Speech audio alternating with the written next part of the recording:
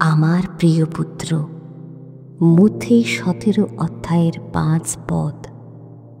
পিতার সঙ্গে পুত্রের সম্পর্ক চিরন্তন, অক্ষয়। সেই সম্পর্ক অত্যন্ত মধুর।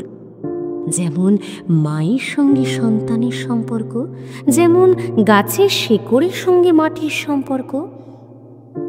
আজকে আমরা এক পবিত্র সম্পর্কের কথা জানতে চলেছি। তা হল সৃষ্টিকর্তা ঈশ্বরের সঙ্গে তাঁর একজাত পুত্র খ্রিস্ট যিশুর সম্পর্ক।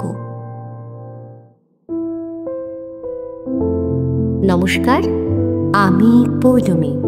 আপনারা শুনছেন ফ্রেন্ডস ফেলোশিপ মিনিস্ট্রি নিবেদিত আজকের সুসমাচার।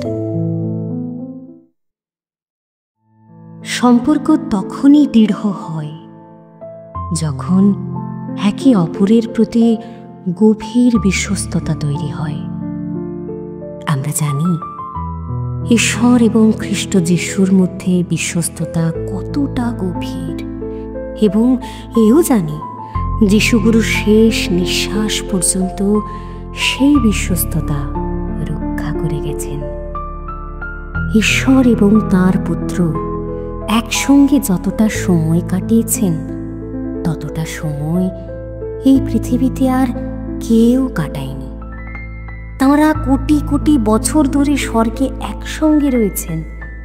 ফলে চিন্তা করুন তাদের সম্পর্ক কতটা ঘনিষ্ঠ এবং তাঁরা একে অন্যকে কতটা ভালোবাসেন। পবিত্র শাস্ত্র পড়ে জানতে পারি, যিশু যখন পৃথিবীতে ছিলেন তখন ঈশ্বর স্পষ্টভাবে বলেছিলেন যে তিনি তাঁকে খুব ভালোবাসেন। ঈশ্বর চাইলে শুধু এতটুকুই বলতে পারতেন, তাঁর উপর আমি খুব সন্তুষ্ট। কিন্তু তিনি বলেছিলেন, ইনি আমার প্রিয় পুত্র, ইহাতেই আমি প্রীত। কেন তিনি এই কথাটা বলেছিলেন? যাতে আমরা জানতে পারি তিনি তাঁর পুত্রকে কতটা ভালোবাসেন। জিহোবা যিশুকে নিয়ে অনেক গর্ব অনুভব করেছিলেন।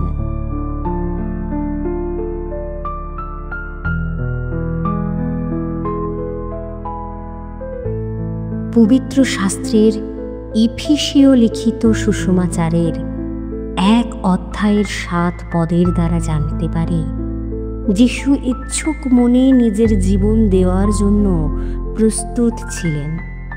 পিতার সমস্ত আজ্ঞা তিনি নত হয়ে পালন করেছিলেন। যিশু জানতেন তাঁর পিতা তাঁকে পৃথিবী সৃষ্টির পূর্ব থেকে প্রেম করেন। যিশু কখনো ঈশ্বরের ভালোবাসার উপর সন্দেহ করতেন না। তিনি প্রতিটা মুহূর্তে এটা অনুভব করতেন যে ঈশ্বর তাকে কতটা ভালোবাসেন। পবিত্র শাস্ত্রে যোহন লিখিত সুসমাচারের 3 অধ্যায়ের 35 পদে যিশুগুরু বলেছেন, পিতা পুত্রকে প্রেম করেন এবং সমস্তই তাঁহার হস্তে দিয়াছেন। আর তিনি অনেকবার দৃঢ় বিশ্বাসের সঙ্গে লোকদের বলেছিলেন, তাঁর পিতা তাঁদের ভালোবাসেন। যোহন সুসমাচারের 17 অধ্যায়ের 24 পদে খ্রিস্ট ঈশ্বরকে বলেছিলেন, পিতু, আমার ইচ্ছা এই, আমি যেখানে থাকি তুমি আমায় যাহাদিগকে দিয়াছ তাহারাও যেন সেখানে আমার সঙ্গে থাকে। এখানে গুরু যিশু তাঁর শিষ্য ও যারা তাঁর উপর ভরসা রাখেন তাদের কথা বলছেন। যিশুগুরু চান প্রত্যেকেই ঈশ্বরের সেই চিরন্তন প্রেমী স্পর্শ পান, যা অক্ষয় ও চিরস্থায়ী। আজকের সুসমাচার এই পর্যন্তই। কেমন লাগলো আজকের আলোচ্য বিষয় তা কমেন্ট করে জানাতে ভুলবেন না। খুব শীঘ্রই কথা হবে অন্য কোনো পর্বে নতুন কিছু আলোচনায়। ততক্ষণ অবিরত প্রার্থনায় মগ্ন থাকুন, মঙ্গলময়ের ওপর ভরসা রাখুন। পরমেশ্বর পিতার আশীর্বাদ আপনার জীবনে বর্তিত হোক।